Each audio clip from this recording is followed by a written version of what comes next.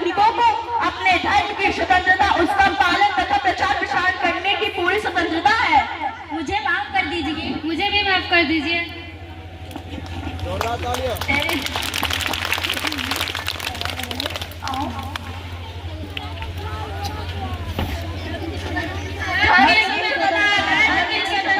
धर्म की स्वतंत्रता।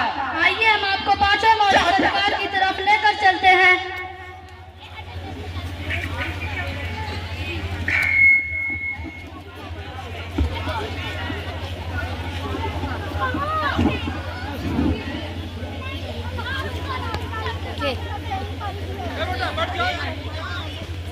पापा पापा मैं स्कूल से आ गया।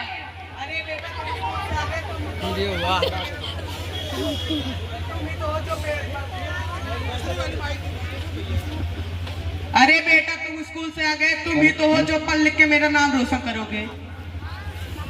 पापा पापा मुझे भी भाई की तरफ पढ़ने जाना है। तुम एक लड़की हो, तुम्हें पढ़ने लिखने की कोई इच्छा नहीं, तुम पढ़ लिख के क्या करोगी? जाओ तुम घर का काम करो। क्यों पापा, मुझे भी शिक्षा का अधिकार है, मुझे भी पढ़ने का अधिकार है, मैं भी पढ़ सकती हूँ। तुम्हें पढ़ने लिखने की कोई इच्छा नहीं, तुम जाओ घर का काम करो। भाई आप अपनी बेटी को पढ़ने क्यों नहीं दे रहे हैं? बेटी पढ़ लिख के क्या करेगी? क्या आपको पता नहीं है संविधान में लड़का एवं लड़की दोनों को पढ़ने का समान रूप से अधिकार है।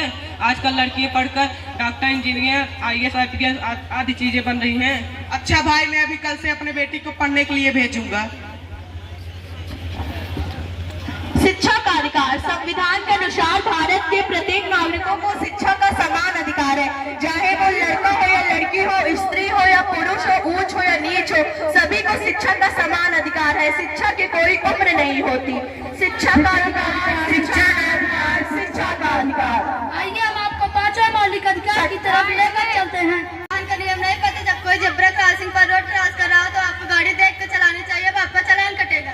आपको नहीं पता कि मैं SP का बेटा हूँ? तुमने कानून तोड़ा है और तुम SP के बेटे हो, तब तो तुम्हारा डबल चालान कटेगा। संवैधानिक उपचारों का अधिकार। यदि कोई हमारे मौलिक अधिकार का हनन करता है तो हम सीधा सुप्रीम कोर्ट या हाई कोर्ट जाकर शिकायत दर्ज करवा सकते हैं। यह अधिकार हमारे सभी मौलिक अधिकारों की रक्षा करता है। संवैधानिक उपचारों का अधिकार। संवैधानिक उपचारों का अधिकार।